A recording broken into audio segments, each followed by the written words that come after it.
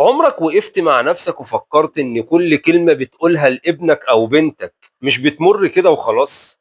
يا جماعة كل كلمة بتترسخ جواهم وبتكون شخصيتهم. يا كل أم وكل أب لازم تكونوا متأكدين متأكدين جدا إن الطفل مش بس بيسمعك كده وخلاص، ده هو بيصدقك بجد. يعني لو قلت له مثلا أنت غبي أو أنت فاشل، هيصدق إنه فعلا كده، وهيتعود يقبل أي إهانة من أي حد. ولو قلت له أنت شاطر أو أنا واثق فيك، هيكبر شايف نفسه قادر وله قيمة وواثق في نفسه. أنت بالنسبة له زي المراية بالظبط، لو المراية مكسورة ومليانة إهانات، طفل هيشوف نفسه مشوه.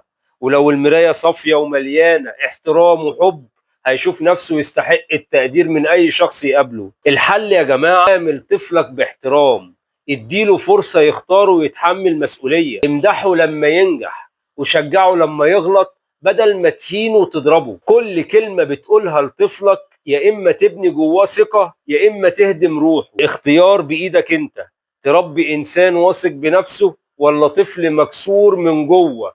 ولو لمسك الكلام ده، ممكن تشاركه مع حد واشترك علشان يوصلك كل جديد.